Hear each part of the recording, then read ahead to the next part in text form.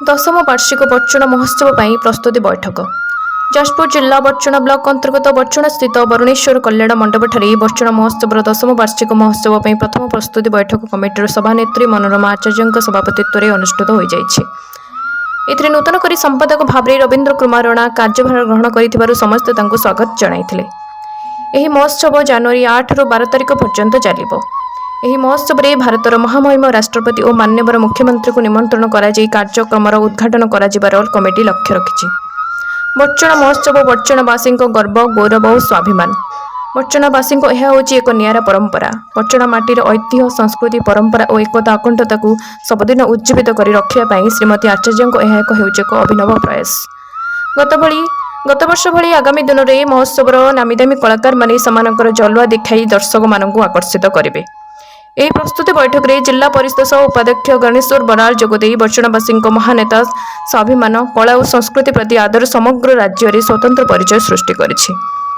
ଏହି ମହାନତାକୁ ସବୁଦିନ ପାଇଁ ବଜାୟ ରଖିବା ପାଇଁ ସେ ବର୍ଚଣବାସୀଙ୍କୁ ନିବେଦନ କରିବା ସହିତ ମହୋତ୍ସବ ପାଇଁ ପ୍ରାକ୍ତନ ବିଧାୟକ ଅମର ପ୍ରସାଦ ଶତପଥୀ ଓ ବର୍ତ୍ତମାନର ବିଧାୟକ ଅମର କୁମାର ନାୟକଙ୍କ ସହଯୋଗ ଓ ଅବଦାନ ଅବିସ୍ମରଣୀୟ ବୋଲି ସେ କହିଥିଲେ। ଏହି ବୈଠକରେ କମିଟିର ସଦସ୍ୟଙ୍କ ସମେତ ଶତାଧିକ ଲୋକ ଯୋଗ ଦେଇଥିଲେ। दर्शक बंधु जदि आपंक आम विश्व 27 ओडिशा भिडियोटी भल लगिला आम चैनल को लाइक, शेयर, सब्सक्राइब करने को भूलु नहीं।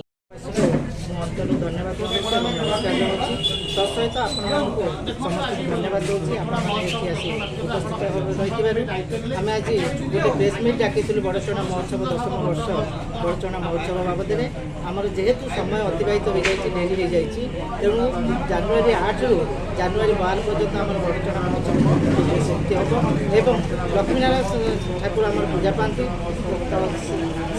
सहित आम केमी अधिक सरस सुंदर हो पार बड़चण महोत्सव से स्थानीय विधायक सहित आलोचना करूँ।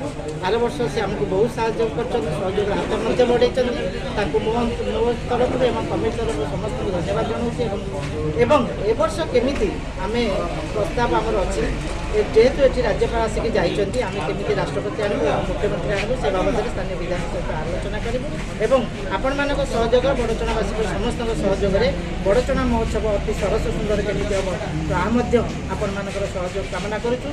आज नूतन भाव आमर संपादक भाव रवींद्र कुमार राणा को दायित्व हस्तांतरण करम कमिटी आम समस्त तरफ धन्यवाद देव स्वागत कर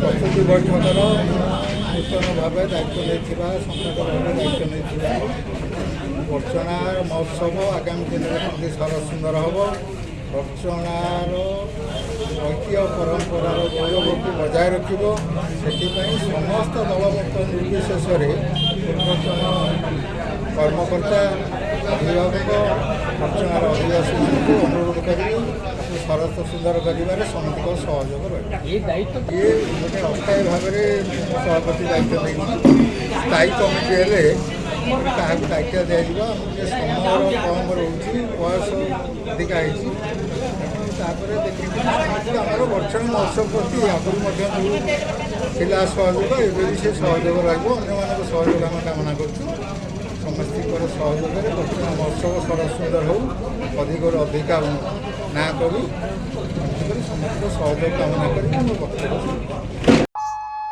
जाजपुर चिन्मय पृष्ठ रिपोर्ट विश्व 27 ओडिशा।